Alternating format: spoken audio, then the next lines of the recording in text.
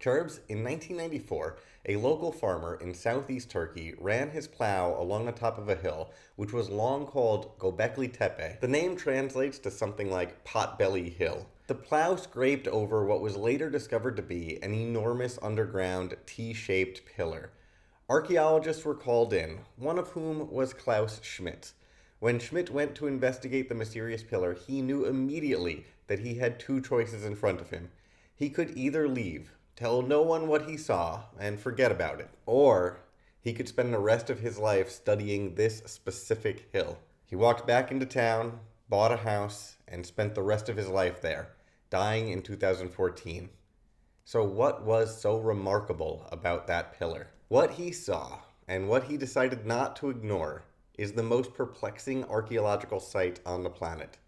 It's old, like real old. Like, you know how the pyramids are really old, and how people are always commenting about how Stonehenge is super old because it's even older than the pyramids? Well, the site at Göbekli Tepe is further back in time to Stonehenge as Stonehenge is to us. This would be as inconceivably old to the people who lifted the stones at Stonehenge as Stonehenge is inconceivably old to us. The earliest structures here were built in the 10th millennium BC. It was then abandoned and thoughtfully buried close to 10,000 years ago. And okay, cool. So it's old. That's interesting. Old stuff is pretty fun. But this is so old that its existence forces us to question the foundational beliefs we have about humanity and culture and all of those things. The agricultural revolution was only 10,000 years ago, which means that this structure predates agriculture, and by a lot, which means it would have been built by hunter-gatherer communities. Now, the story we all grew up with is that hunter-gatherer communities in the Fertile Crescent, which is nearby to the site of Göbekli Tepe, began to plant food and then slowly started forming large communities around that food production. With those communities came belief systems and structures that required hierarchical labor forces and all that stuff that we associate with civilization. An excess of food provided the security that allowed early humans to form complex communities and belief systems to hold those communities together. Essentially, civilization is the effect of having a reliable food source. It's an intuitive model to think about the world. First food security, then large communities, with monumental architecture and civilization and police forces and all of that. And yet, Schmidt and his team found many ton pillars on a hill in southeast Turkey, clearly the work of collaboration between many people with a clear vision, and if we believe, as many do, that this was some sort of temple, then they also had a shared belief system, thousands of years before any of that stuff is supposed to exist. A temple that predates religion, a communal space built before food security. It doesn't make any sense in our typical narrative. It sort of forces us to believe that instead of food allowing collaboration and community to flourish, collaboration and community allowed food to flourish. It flips the cause and effect. It flips the hierarchy of needs. It implies that the impulse to work together, to have a community, and to construct a shared belief system necessitated the later advancements in agriculture.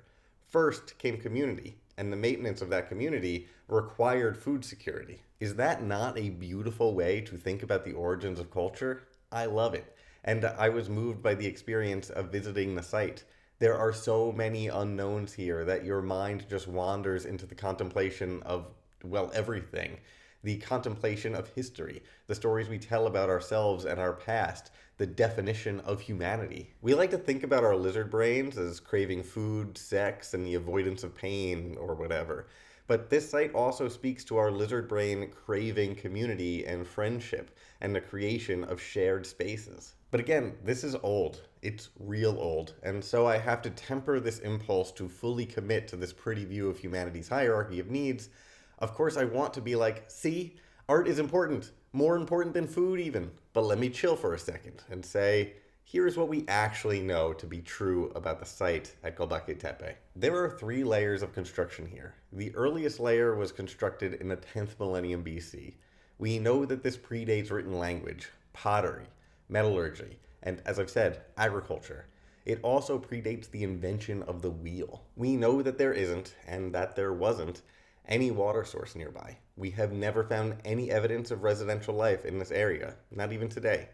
We know that there were feasts held here at the site. The bones of wild game and animals and some human remains were found here. We know that moving these stones to this location and propping them up, as they are, would take the collaboration of at least like 500 people. Yet this is before hierarchical communities, so we have to assume that this work was done without a leader, without a project manager. But here I go, assuming things when I should be sticking to the facts. But the fact is, it's impossible to be here and study this site without assuming some things. In order to construct any knowledge at this site, it almost seems like a requirement to accept conclusions before we have evidence for them, because the site doesn't fit into any of our existing and clearly formed paradigms or narratives of history. We have to make leaps of imagination. But as scientists, archaeologists like Klaus Schmidt obviously need to temper this impulse, just as I tried to do. In an interview with The New Yorker, he said, "What we're looking at is material culture. We aren't imagining things we can't see." He tried, as best he could, to let the evidence guide his theories. But any attempt at trying to figure out what the space was for will be, in some ways, an act of projection. We will project our expectations, or the narratives that we want to believe about humanity, onto it. Here's a kind of surface-level example of what I mean. Look at this pillar. It's got skinny little arms, and so some people think that the whole thing is a representation of the human form. And look at that fun little belt this person is wearing. Hunter-gatherer communities wouldn't wear belts. It's not a belt, at least not a belt in the way that we think about belts.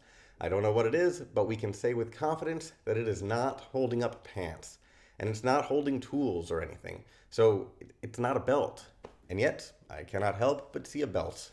In this way, larger attempts at looking at this site and trying to discern some sort of meaning is almost helpless.